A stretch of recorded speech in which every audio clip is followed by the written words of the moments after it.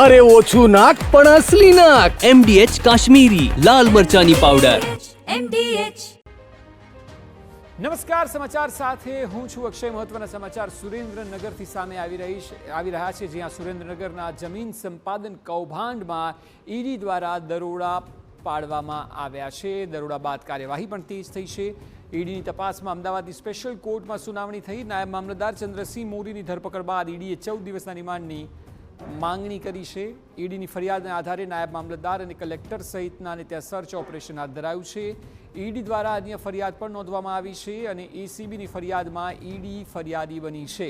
ચંદ્રસિંહ મોરી અને અન્ય સામે ગુનો નોંધીને તપાસ આગળ વધશે. જમીન એને કરાવવા મામલે ઈડીની તપાસમાં ખુલાસો થયો છે.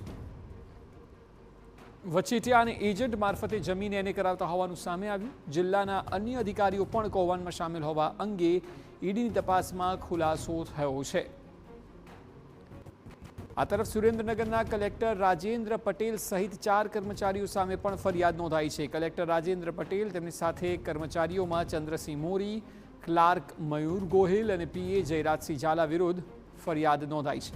ઈડીએ સુરેન્દ્રનગર એસીબીમાં ફરિયાદ નોંધાવી છે અને નાયબ મામલતદાર ચંદ્રસિંહ મોરીને ત્યાંથી તો 67,50,000ની રોકડ પણ મળી આવી છે.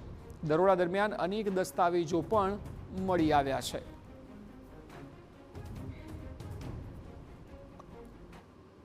સુરેન્દ્રનગરમાં કાલે વહેલી સવારથી ઈડીએ રેડ પાડી હતી અને અલગ અલગ 6 જગ્યાએ આ રેડો પાડવામાં આવી હતી. અને જો વાત કરવામાં આવે તો જે વઢવાણમાં ચંદ્રસિંહ મોરી છે તેના ઘરેથી રોકડ રકમ પણ મળી હતી. ત્યારે હવે જો વાત કરવામાં આવે તો સત્તાવાર રીતે સુરેન્દ્રનગર એસીબીમાં ફરિયાદ દાખલ કરવામાં આવી છે.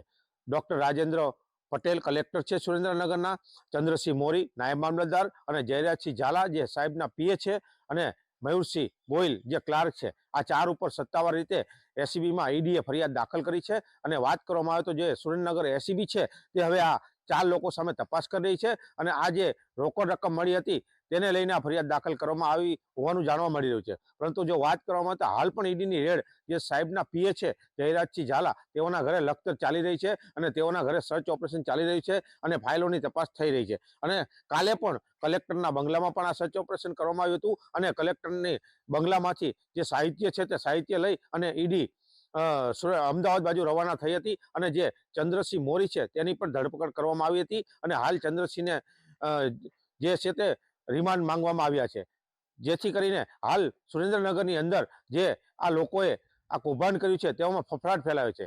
સાજિદ બેલીમ, TV9 સુરેન્દ્રનગર. જમીન સંપાદનમાં મોટા ગોટાળા કરીને નાણાકીય ગેરરીતિના આરોપસર મોટી કાર્યવાહી કરાઈ છે. સુરેન્દ્રનગર ઈડીએ રેડ કરતા કલેક્ટર બંગલામાં નાયબ મામલતદાર ચંદ્રસિંહ મોરીના નિવાસસ્થાને તેમજ ક્લાર્ક મયુરસિંહ ગોહિલના નિવાસસ્થાને રેડ કરી. સુરેન્દ્રનગર એસીબીમાં 4 કર્મચારીઓ પર ફરિયાદ થતા સુરેન્દ્રનગર એસીબી અને રાજકોટ એસીબીના ડીવાયએસપીએ તપાસ હાથ ધરી છે.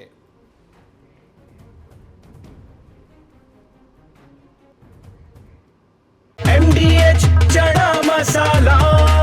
હવે છોલા હોય કે ચોળા, સફેદ ચણા હોય કે કાળા ચણા, બધું મજેદાર બનશે.